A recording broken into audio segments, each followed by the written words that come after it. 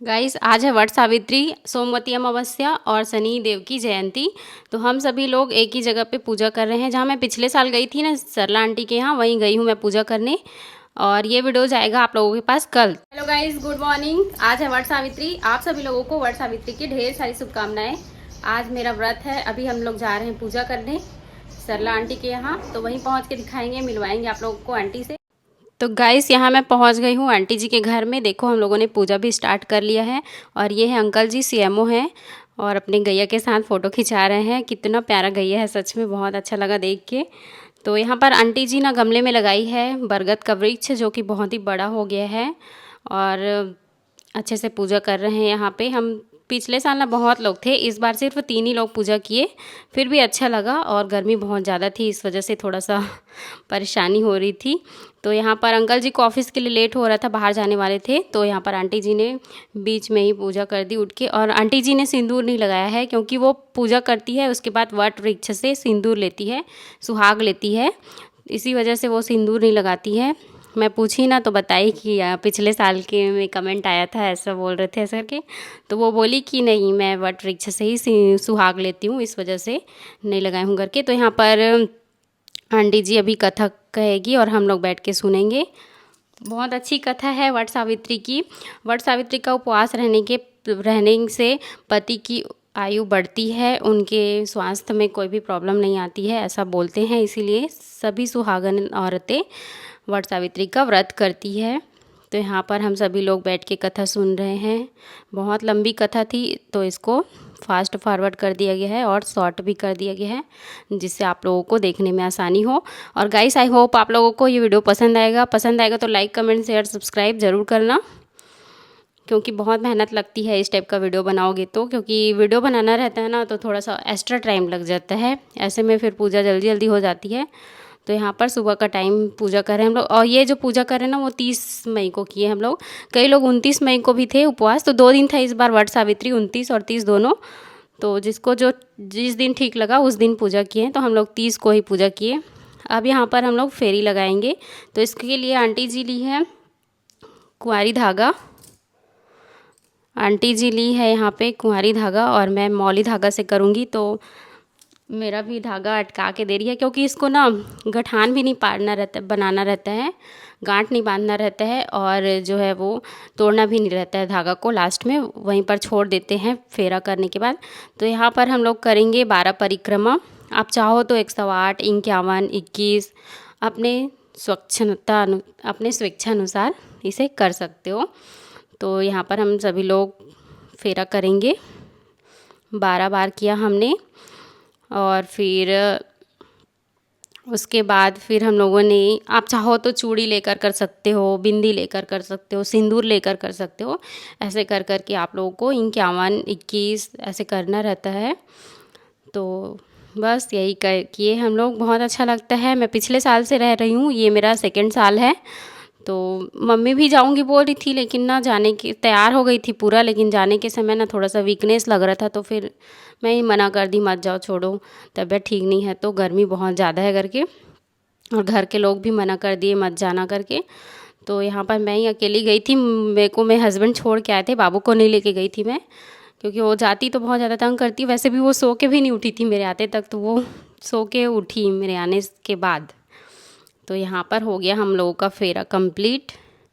और फिर यहाँ पर फिर से फेरा करेंगे हम लोग, इलायची दाना वगैरह लेके, फली वगैरह लेके। तो यहाँ पर वही कर रहे हैं। परिक्रमा का ना बहुत ही ज़्यादा महत्व रहता है इस पूजा में। और इस पूजा में व्रत कैसे खोलना है, क्या पीना चाहिए, क्या खाना चाहिए, वो भी आगे वीडियो में देखने को मिलेगा आप लोगों को। तो आई होप आप लोगों को वीडियो पसंद आ रहा होगा, आप लोग एंजॉय कर रहे होंगे। और कौन कौन ये व्रत करता है वो भी कमेंट में बताना। कुछ लोग 14 जून को रहेंगे उपवास, और हम लोग इधर अभी रहते हैं अमावस्या के दिन, ज्येष्ठ अमावस्या के दिन पड़ता है ये। और कुछ लोग पूर्णिमा के दिन रहते हैं।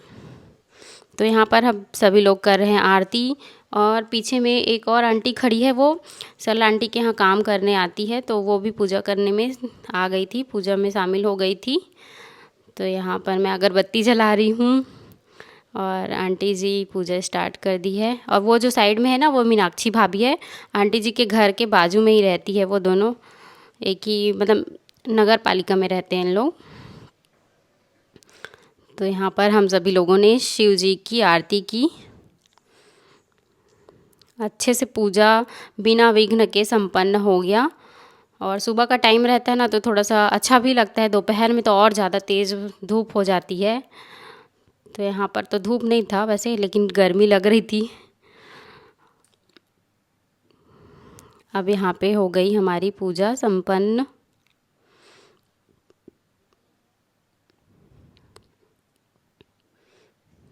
बहुत विधि विधान से पूजा करवाती है आंटी। पिछले साल भी बहुत ही अच्छे से पूजा करवाई थी। और मुझे ना ऐसा नहीं लगता है कि मैं अनजान जगह पे गई हूँ करके, मुझे थोड़ा सा अपनापन लगता है। इसीलिए मैं आंटी जी के पास इस साल और गई पूजा करने के लिए उसके साथ। यहाँ पर हम सब लोग श्रृंगार कर रहे हैं बरगद वृक्ष का। देखो मैं दर्पण दिखा रही हूँ भगवान जी को। और आंटी जी तेल, पाउडर, क्रीम, चूड़ी, बिंदी सब चढ़ा रही है। कंघी भी करेगी यहाँ पर, देखना। तो भगवान जी को भी सजाना संवारना ज़रूरी रहता है ना। माता रानी के लिए यहाँ पे चूड़ी चढ़ाया जा रहा है। पार्वती मैया यहाँ पे ना बरगद वृक्ष में ब्रह्मा, विष्णु, महेश तीनों भगवान जी का वास रहता है। और इस दिन सावित्री और सत्यवान के नाम से ही व्रत किया जाता है। सावित्री मैया जो है वो सत्यवान को यमराज से सत्यवान के प्राण को यमराज से छीन कर लाई थी, मांग कर लाई थी, इसीलिए इस व्रत को किया जाता है। तो यहाँ पर हम लोगों ने ये सब किया। उसके बाद हम सभी लोग पैर दबा रहे हैं भगवान जी का। सेवा भी करना भी ज़रूरी है। फिर आंटी यहाँ पे परफ्यूम भी लगाई है। और यहाँ पर वट वृक्ष से सिंदूर लिया जा रहा है। यहाँ पर ना वट वृक्ष जो रहता है उसको बंधन सिंदूर से 7 बार सिंदूर देना रहता है वट वृक्ष को। उसके बाद उसी से अपने सिर में लगाना रहता है। तो यहाँ पर सभी लोग कर रहे हैं। ये मीनाक्षी भाभी भी करेगी, इसके बाद फिर मैं करूँगी। तो इसी से लगता है यहाँ उस दिन सिंदूर वट वृक्ष से सुहाग लिया जाता है। यहाँ पर अब मेरी बारी, मैं यहाँ पर सुहाग लूँगी।